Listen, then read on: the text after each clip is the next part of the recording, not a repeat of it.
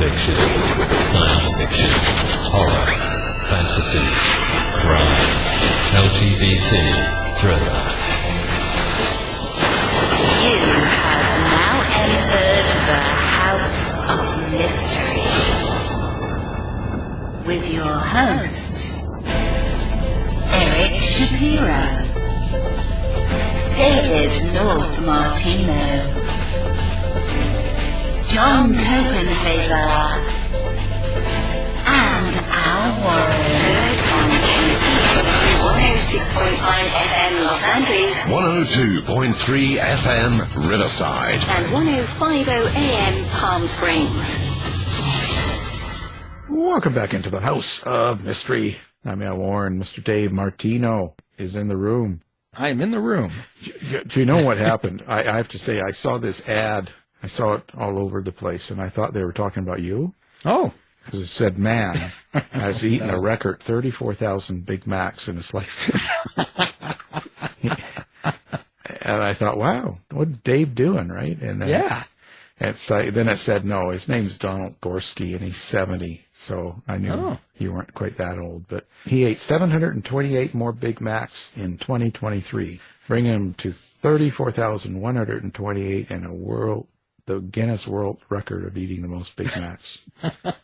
Wow. Well, at least I have something to aspire to. Yeah. You've got to be close, right? You're up there. Yeah. Thanks, Al. You're welcome. I just don't understand why someone does that. But hey, I love freedom, and freedom's what it's all about. If he wants to do that, have at her. But, it said something. McDonald's can use that because the man's 70. He doesn't look in terrible shape or anything. And he's done 34,000 plus Big Macs and doesn't have high cholesterol or anything. I'm on the wrong diet program. You are eating wrong. So you got to be eating Big Macs instead of these other sit-down restaurants, that stuff. You got to, eat the real stuff. That's right. That's crazy. It's almost like the end of the world there. Speaking of that, we got an author who's writing end of the world book. So we're talking about THETICA, and the author's with us, Keith Anthony Baird. So thank you for being here, Keith. Thank you for having me, Al and Dave. And I have to say that's the most surreal introduction to a podcast I've done yet. Were you? Did I interrupt you? Were you eating a Big Mac? Right? No, I wasn't even thinking of eating a Big Mac, but oh my God, it's just. Now you are. Yeah. Well, no, I'm not actually. No, no, I'm not. I've just eaten my dinner here in the UK, so I'm fine. I'm good to go. Yeah. Well, I always try to find. Now, see, it's the House of Mystery. I got to have a mystery every day, and that is a mystery in a lot of ways. Why would you do that? Yeah, very good. Could you imagine eating 728 Big Macs last year alone? Oh, man. Like, wow. They got to know him by name, right? You better get free coffee or something. But, I will say he's 70 and he's living good. And I don't know. Maybe it's not as bad as we think it is. I think there's probably something in it which is kind of like maybe mummifying him or something like that. Yeah, it's a preservative. Yeah. There's probably something in it that's keeping him going. Yeah. He's naturally, he's going to be living to 150 or something. So they don't have to do anything with him. He's just preserved so well that, man. That's quite a claim to fame, I'll tell you. Absolutely. You've absolutely fried my mind with this. I don't know how this interview is going to go now. I think my brain cells are just kind of like, oh God. Well, you mean you don't eat Big Macs ever, hey? You don't go to McDonald's? Well, I used to when I was younger, but when I got older and got probably a bit more sensible, I just don't sort of go for that kind of fast food thing anymore. It just seems quite tasteless to me, to be honest. Yeah, I prefer sort of more organic food, really. Well, that's something you get as you get a little bit wiser, a little bit smarter. Plus your body gets older and needs something a little better than. Yeah, I think it craves wine more than anything else, so. So there you go now. Yeah, there's lots of vitamin C in wine, isn't there? So there you go. Yeah, so, that's right. See, now we know. Listen, how did you get into the writing world? I don't know if I ever asked that before. Like, what made you decide that you wanted to write books? Well, I'd always been involved in publishing in some kind of way. God, what is it? I'm 54 now. So 30 years ago, good God, it seems like forever. I was setting up my magazine just on a regional sort of basis here in the UK. And then I managed to get it on national TV. I managed to get it some exposure on a program. And then I got picked up by a national distributor. So they put me into the kind of distribution network over here. So like my magazine was launched. I was going for about 6 months, and then all of a sudden I went national, but it was just kind of like so big, and I was just kind of like one guy. It saw me traveling from where I was in the country, from the north of the country down to London quite a lot. So I was kind of back and forth. And when that all collapsed, as inevitably it would, because I was so green as grass, I ended up in local newspapers. And then I kind of worked my way through the kind of hierarchy there to become like a senior sub-editor. So I was kind of more in a position where I was always editing other people's writing. And then I became the publishing editor for a national web-based company over here. But it was really kind of dry and boring stuff. It was kind of like business documents and legal documents and things like that. But all of that kind of experience sort of gave me quite a lot of editing experience. But I always had this kind of like drive within me, sort of, I really want to write my own stuff. 2016, I decided, right, I'm gonna give this a go. So I decided then. And the very first thing I did was I dove into the deep end, and I wrote a 105,000 word novel, which was the very first piece of fiction that I ever tackled. Like a bit of an idiot, really. Because I kind of got like into the middle, the marathon middle that everybody says, oh, you can't see the light for the end of the tunnel and all the rest of it. And I just I was struggling because I was working full time in a full-time day job. I was trying to write in the evenings, and then I was writing on weekends, and it took a long time. It took like a year and a half to write that. And then stupidly, I wrote another 100,000 word novel straight after that. I didn't learn my lesson. Oh. And then I kind of went down to part-time work, which is that happened in about, oh God, let me see, maybe sort of 2019. So that gave me a lot more time on my hands to write. Around about 2021, I sort of decided I wasn't going to do self-publishing anymore. I kind of felt that I'd gone about as far as I could with that. And then I started sending my work out to publishers. So I landed a contract with Bridget's Gate Press in Kansas. And they put that dark fantasy title out in 2022. And obviously Synthetica is the next one. So I got another contract from them for this. And then there's going to be a second one out this year in November, which is it's a horror novel. It's all about vampires, and that one's in collaboration with a fellow British author called Beverly Lee. She's kind of like our Anne Rice, if you like, over here. So that's kind of like the journey to writing, the way it happened for me. It's kind of one of those, I don't know, I guess it's kind of like cliche in a way. Everybody's got that book inside of them, and I always had that idea for that first novel since I was about 19, but I didn't get to pen it until I was about 45. It's because my life had just gone in different directions, I think that tends to happen quite a lot, that people come to writing late, certainly from all the people that I know via social media and what have you. There's not many young ones really out there doing it that I know of anyway. So. No, and it's good. I mean, you get a little life experience, and I think it shows in a writer that's lived a little, right? Yeah, absolutely. And rather than just writing 100,000 words and running and doing that, so and that in itself teaches you something, right? Like you. Oh God, yeah, that was a big learning curve. I felt like I'd dove into the Pacific Ocean, and I was just kind of like, here I am, all on my own, surrounded by sharks. Oh, and it's true. You just got to get on with it, basically. So yeah, you just have to forget it and just keep moving forward, because otherwise you end up eating 700 Big Macs a year. I would have liked those Big Macs then, because I could have fed the sharks with them, and I'd have kept them at bay. I would have been fine. That's right. Poison the sharks. There you go. Oh, that's terrible. So now you are into science fiction. Obviously, you write science fiction, and I will say so. Now this book here. let's talk about the premise. So what's the basic premise out of it? Basic premise is you have a dystopian world. You're talking like the time scale is kind of like 2113. So, everything we kind of are doing bad to the world has kind of come to a sort of crisis point at that point. You've got a very different kind of aligned world in terms of political alignments, territory shifting. You actually have a scenario in this where China, believe it or not, is kind of like in a coalition, in an international coalition, because it has a war with Japan. And Japan becomes the enemy, the sort of international enemy. So you have coalition forces from like France and the UK and from America fighting alongside the Chinese to crush Japan. So the setting for the story after that becomes NeuTokyo.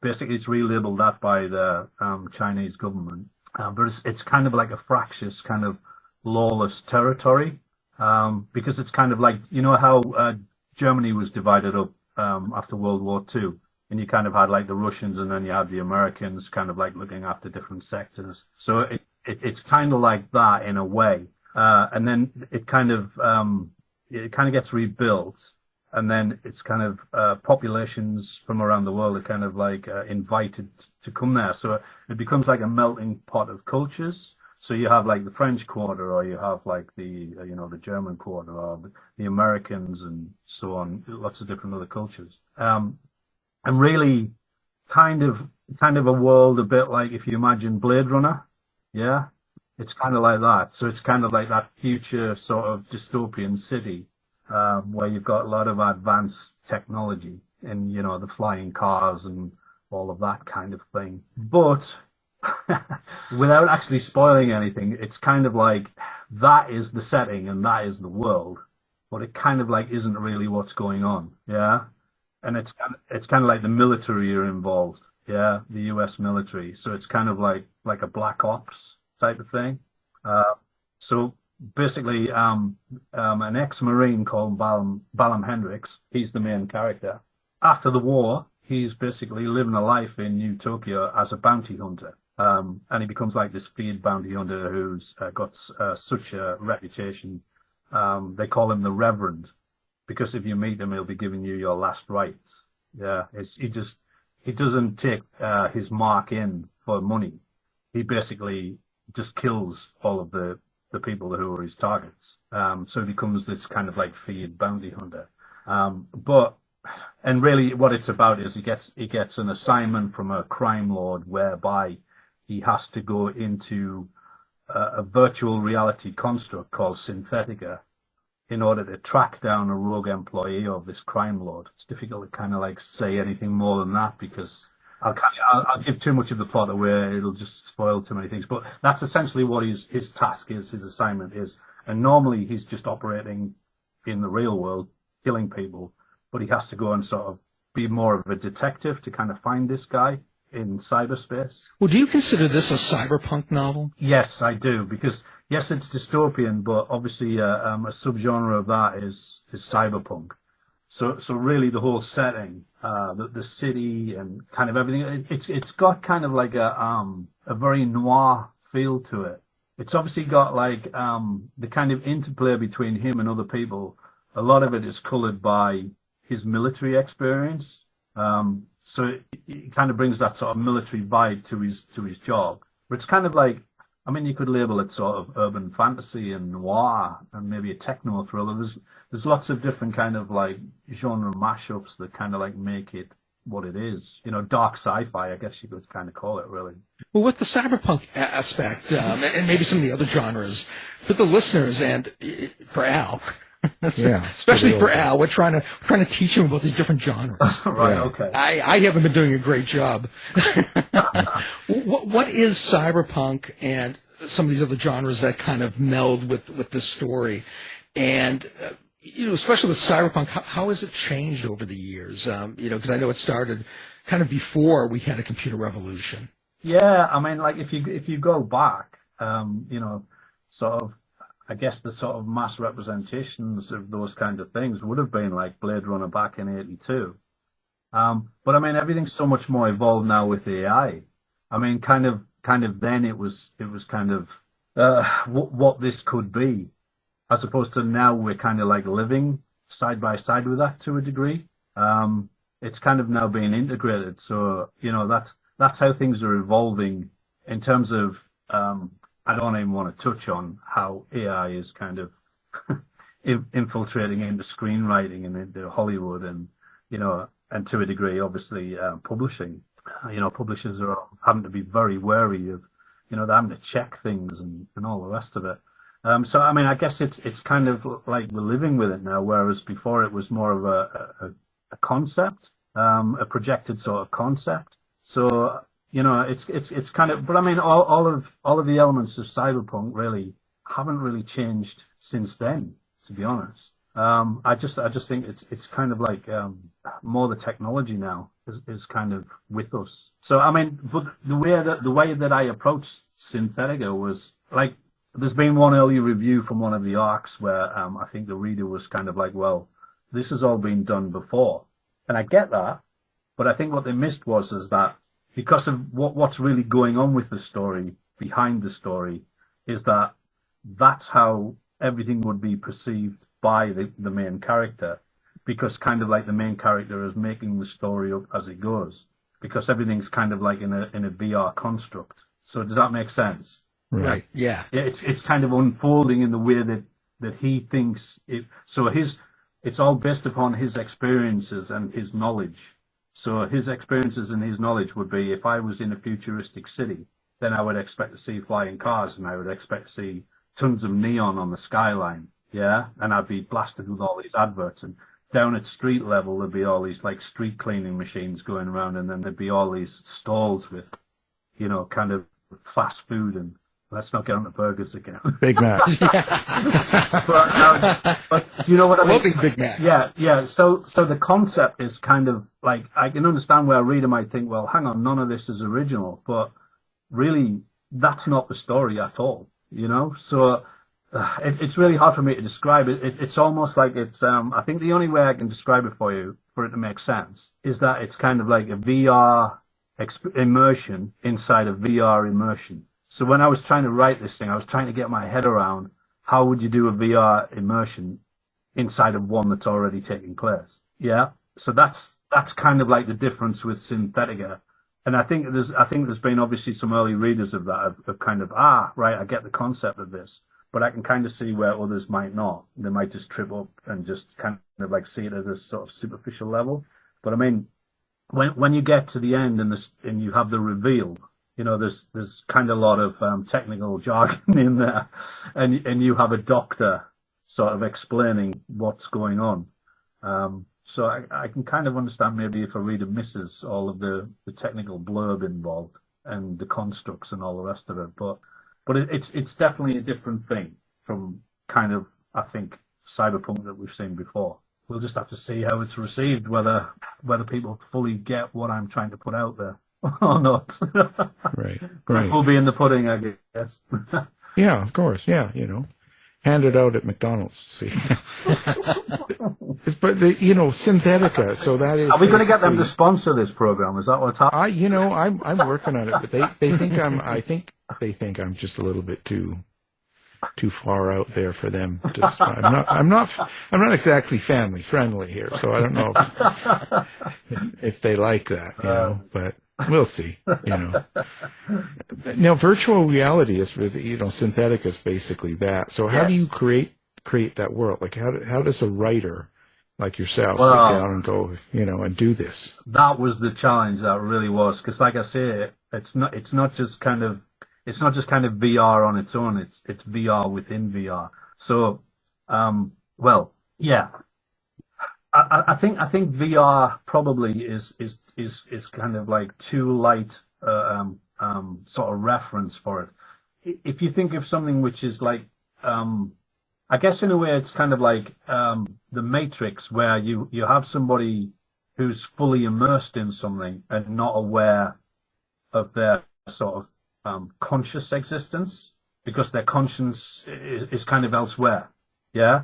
So right. It's not like VR where you have someone sitting in their living room with a VR headset on and maybe some gloves, and they're kind of like doing a kind of home VR experience. There's no kind of like, it's only visual really. There's no kind of real sort of sensory perception with all of that. Whereas with this, it's a full immersion. So you smell things, you feel things. Like if it rains, you're standing getting wet in rain. You know, so it's kind of like all of your senses are attuned to what's happening.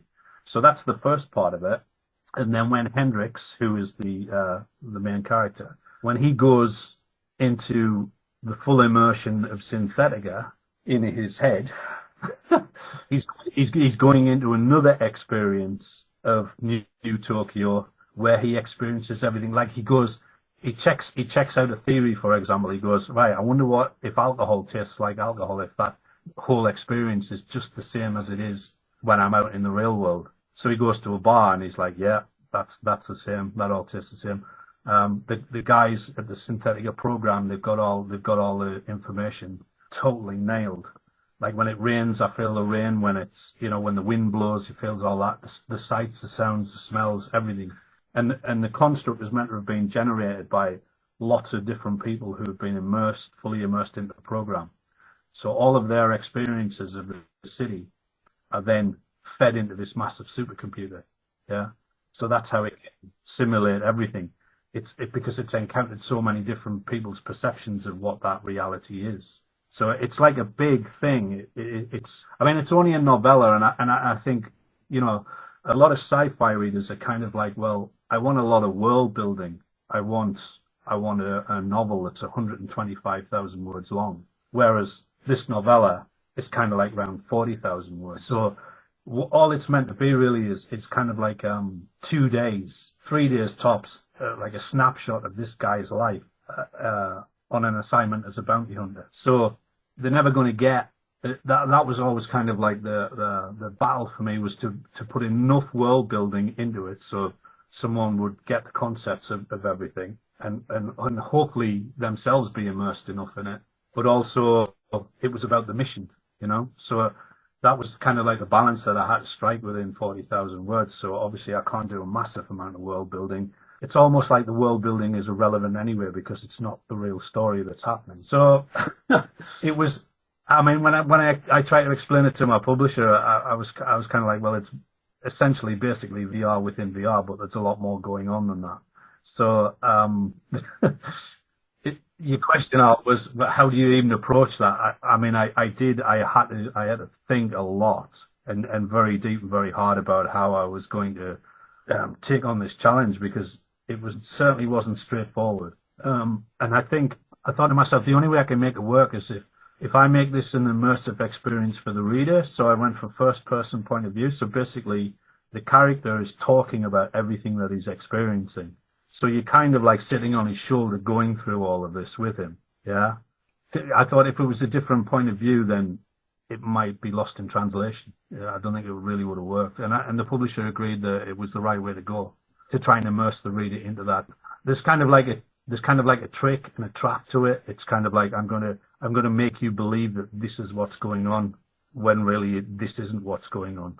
Something else entirely is going on. Complicated, basically. Very complicated. Well, yeah. Well, you're totally like when you're with the character, then you're totally in that VR experience with that character. Yeah. Did the as you were creating, especially like what the character is seeing, and there's multi levels. Yeah. Of his experience. Yeah. Did in creating even like the surface level where he, I assume he thinks he is. Yeah. Did the speed, today's speed of innovation and technology, did it make it harder to write the book? Did anything in tech change while you were writing this book where you had to kind of change things a bit because maybe something had been developed that you had imagined? That's a good question. To be honest, I kind of tried to approach it in the sense of like, if you think about it, way back when something like Blade Runner came out, that was again sort of imagining what a future would be like. So I didn't really sort of try and get myself bogged down in what was happening in the here and now, because I could imagine what was going to happen in 2113 in this. So it kind of, in a way, just gave me a lot of freedom to just kind of explore that and say, well, I can just make anything up that I want, like all of these kind of like things that they wear on their wrists, which they kind of like, they can access a thing called the spectrography. And it can bring up information, or they can send files to different people via doing this kind of thing. And it would sort of pop up like a hologram in front of them, which they could like sort of spin around and look from one side to the other. And they can pay people with this kind of thing as well. I suppose where we're at now, in terms of becoming, the world is becoming increasingly cashless in terms of its society. You know, more and more it's just kind of like, well, you have a piece of plastic on you and you zap a machine and then you've paid for something, or you've got an app on your phone. Just kind of mirroring that, but sort of taking it a lot further, in the sense that it was just kind of like a digital future. Yeah. So there wasn't really anything I thought now that's changing that makes me think, oh, if I use that as kind of like a starting point, well, then it just gives me like this really big canvas to just kind of roll out lots of different ideas and just go with it. But what I also tried to do was I tried to sort of keep some kind of like, because I guess when society moves on, because even now there are people out there in the world who are collectors of things. You have there's a reference in there where he's going, hey, I'm in this apartment and there's a whole bookcase there and there's some actual books. You know, these things must be worth a fortune because they're actual books in 2113. And even something like a pencil, there's a pencil there. And he's like, do you ever see a pencil now? You know? And then you have his friend, his army buddy, Danzig, who's, you know, he's just so into Americana, and he's got like, he's got all classic Harley Davidsons and things like that. So I could sort of bring all of that into it as well, because, you know, it's a far future, but I still think in the future you're going to have situations where people are going to be keeping things which are very, what's the word? They're very tactile, or they're very sort of, you know, like for us now, if someone was to put something onto tape, very analog, I guess is the word that I'm sort of reaching for. It allowed me to bring all of that kind of thing. And I also thought that would also bring a sort of element of kind of noir to the whole thing, you know, where you have that kind of underbelly, and you have that dark sort of sleazy part of a city. And, you know, not everything is as quite high tech there as it could be in other parts of the city where you've got these big corporations. So you've got like kind of like the black market side of it where people are still trading in old dusty stuff. So yeah, there's kind of all that in as well. Yeah. So that was a very good question. I never really thought of that before. How do they get into the Synthetica? How do they get into that world? Is it like a headset? Is it they hook up drugs? Like what? Give them a Big Mac? Like what happens? Well, at the basically at the corporation that provides this alternative life. So basically, what they're saying with Synthetica is that if you are unhappy with your life in this dystopian city, and they know people are unhappy with their life in this dystopian city. So that's why they're providing this service, because they're basically making money off it. We'll immerse you into this other life experience, and you can be there for days, weeks, months, whatever it is. So they basically bring them along, give them a health check, put them on a drip, put them into a pod, and they kind of like put them under. And they do put like a visor on them, but before they do that, they put this a drug, like you say, which is, they call it chromium contacts, and they drop it on the people's eyes, and it's kind of like the liquid mercury, so it kind of like crawls across their eyes and goes around the back of their eyes, a bit like sort of silver worms, if you like. And they say that that's the thing that sort of makes the mind be able to integrate with the technology. Yeah, when they put the visor on, and then you just kind of like almost taken down a wormhole, and then you kind of are spat out into a carbon copy of the city where you're going to live a different life. There's nothing sort of preordained in it. It's kind of like you can escape the city and create a better life for yourself, but still within the city, so you can go and do other things. So it's about taking you away from your everyday existence. And of course, for Hendrix, when he has to track down this rogue employee, it's more about, he's just used that as a way of evading. So like the crime lord knows that the rogue employee is at V-Trans Industries, Virtual Trans Industries. He's there, and he's kind of like in suspension, but there's all this high-tech security at VTI, so the crime lord can't get in. He can't retrieve this guy, and even if he did pull him out of that, then the guy would be comatose. So, because you can't just pull somebody out of this immersion program. So that's why he has to send in the bounty hunter to track him down. It's kind of like the whole thing's a decoy anyway for something completely different in the storyline. So basically, there's multi-levels of storyline involved. So you've kind of got, how can I explain this? You've kind of got one level of storyline, then you've got another level of storyline, which is actually not the mission he's been sent on, but thinks that he's been sent on. So there's a different storyline, and then there's another storyline from that. But then ultimately at the end, the reveal is none of that was ever the story anyway. It's something completely different involving the military. So there's kind of like lots of levels of storyline that I had to sort of work out, like how does this work with that one, and how does this sit in terms of layers. It's kind of like an onion. So a digital onion, that's what it is. Yeah.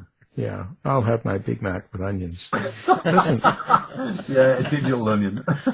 Yeah. So your main character, the Reverend here. Yeah. Hendrix. Yeah.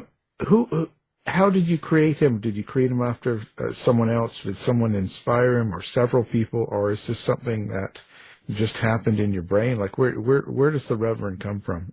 That just kind of happened, but I guess he sort of mirrors quite a lot of different characters in a way. I guess he's kind of like, he's that typical sort of, he's kind of like a morally grey guy after everything that's happened to him. And, they tend to be the most interesting characters anyway. He's in a world where, he's lost the only people that he loves because they were taken away from him, his wife and daughter, supposedly. Is all I can say.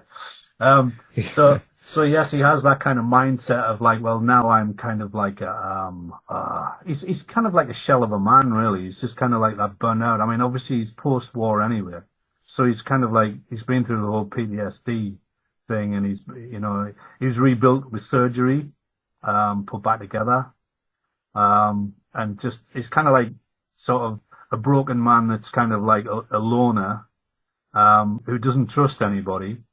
God, am I talking about myself here? I was going to say. So you put yourself in the book. No, I didn't really. Yeah, I mean, if you imagine kind of like somebody who's kind of like, as tough as hell, like kind of like Judge Dredd, or like the Punisher, or, or Blade, or something like that, and he's got that kind of, loner aesthetic, and sort of quick one-liners and all that kind of stuff, and he's just kind of like this jaded guy who, in his life in NeuTokyo, he's smoking his no-glow cigars, he's drinking rum, and he's taking pills, which he calls narcoplex, because he says those help with like the physical aspect of where he was reconstructed with surgery. So he feels like there's kind of things going on with the surgery. He wasn't put back together really well. He's kind of got that sort of, his apartment where he lives is kind of like a fortress. It's just all high-tech security. He doesn't trust anybody. And he's kind of in that business where if he trusts someone, it's liable to be the end of him. That's pretty much the character. I don't think I was particularly inspired by any one thing, really. I just kind of like built him from a point of, well, if he's kind of like a morally grey guy and he's burnt out after war, and it just kind of evolved from there. I did sort of introduce an element of kind of like the Old West. Obviously with the look, he's got like a Dakota hat, and then he's got like a big overcoat. And obviously weapons concealed around them all over the place. So it was kind of like trying to make NeuTokyo with the kind of like American element that's there in terms of population. I was kind of like trying to make it almost like a futuristic city, but also kind of like that Old West frontier vibe to it, where it was kind of lawless, and just kind of like maybe have that kind of a little bit of that atmosphere as well. How he kind of evolved, really. Maybe Clint Eastwood, I don't know. Maybe he was a bit of a fan. Can you hear him? Can you hear your characters? Do you have an inner monologue in your head when you're writing this? Is that how you create dialogue and how you create prose, or do you do it a different way? Yeah, I think so. I think it's kind of, I suppose as an author, it's the nearest thing I can ever, I mean, I've said this before when people have asked, the nearest thing I can think of is that it's kind of akin to, it's kind of like being like a method actor. So I guess what you try and do is you kind of put yourself in the role of your MC, and obviously, kind of supporting cast as well. And you just try and sort of think about like how they would be, how they would interact with the world around them, people around them, and just kind of like develop the character in that way. I mean, to me, it was kind of easy with this guy. It was just kind of like, well, he's going to be jaded. He's not interested in anybody's BS. He's heard it all. He's seen it all.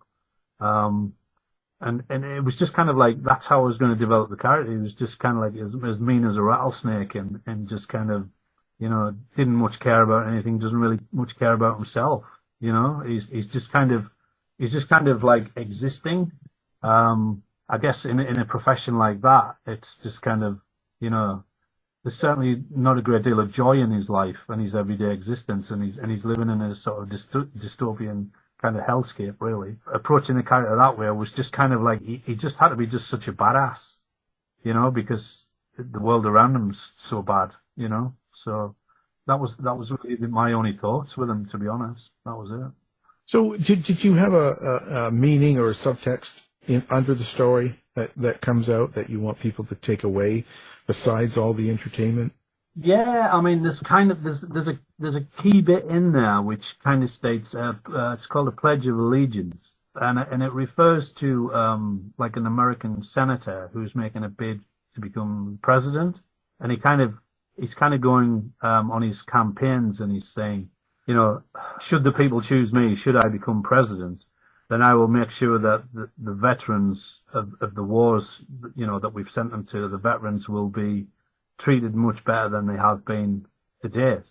Like, not just kind of like, put back together and kind of like put in a veterans hospital and then, given a bit of, sort of therapy, and then maybe sort of like push back out into society. So that's kind of like, the message really was kind of like, about the soldiers. That's what the underlying message is. It's about like, kind of a better treatment for them.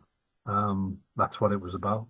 Yeah, it's important, Yeah. And so now you say you've got a second one that you're working on or it's written. About? It's written, yeah. It's written. Wow. Oh yeah, it was done, like I say, with Beverly Lee, and she's a gothic horror writer, and she produces a lot of vampire themed works. And I mean, I'd done lots of different, because I mean, essentially I just class myself as a dark fiction author, so I can write things that are just pure horror, or I could do things which are psychological thrillers, or like genre mashups. I like to do that kind of thing. So sci-fi, dystopian, post-apocalyptic.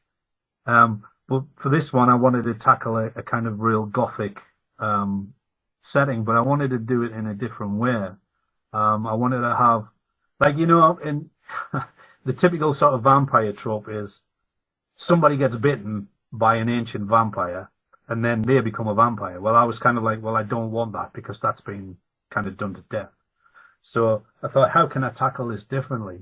So basically it's about a Romani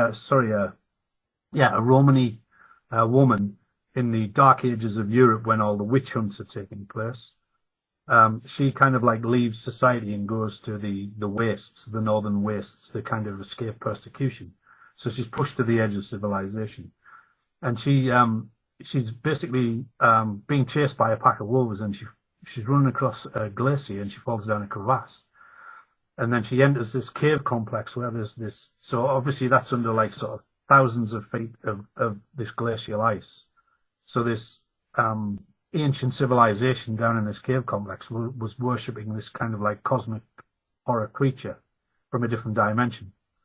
And it's still there, but everybody else obviously has died out long ago. And she encounters this creature. It could be like parasitic in a way. if you imagine kind of like something akin to a bat, but like crossed with a face hugger from Aliens. So that kind of like, she looks into a tomb, and it's kind of inside the rib cage of a skeleton in there, and it comes out and it wraps around her face. And then when she comes to, the creature's off her, but it's put this kind of like parasitic seed inside of her. So that's how it transfers its essence, and that's how she becomes like a vampire. And then she makes her way back to civilization, and she decides she wants to have a vampiric family. So she goes around and turns all these other people into vampires, and they become like a traveling troupe that go throughout Europe to like galas and pageants, royal occasions, and they go and feed and feast at these occasions. And it sort of tracks what their adventures and everything down through the ages. But then a witchfinder general, he kind of becomes aware of their existence. So he pursues them with his men. So it then becomes like a game of cat and mouse. And it goes down, it comes like right up to modern times. Yeah, we just wanted to do something different. I mean, both Beverly and I had different projects on at the time. Obviously, I was trying to finish THETICA, and Beverly had various other things that she was doing. So what we did was we kind of I wrote the first sort of 5,000 words, sent it to her. She added to that, sent it back. I wrote some more, sent it back to her. And it just kind of evolved that way. And it was a very easy and very natural thing. I think probably our writing styles when it comes to anything Gothic were very close, very similar to each other. So it worked great. It never ever felt like it was hard work at any point in time. And plus it's only a novella. Again, it's only kind of like, that sort of 40,000 word sort of mark. So it was just kind of like a back burner project. And, we were looking for a publisher for it. And then BGP, who I'm with, said, well, send it to us, send some of it. So I sent a sample. And then Heather at BGP read it and said, oh, God, when it's finished, send me the rest. We definitely want it. So that's how 2 are coming out this year. That's how it evolved. So, fantastic. Yeah. Well, listen, are you set up? Do you have a website? Do you have social media or all that? Or are you staying away from that? Like, do you like readers to find you and interact, or what goes on? Yeah, I mean, I'm definitely on Twitter. Even after Musk took over and ruined it. And then obviously I'm on Instagram as well.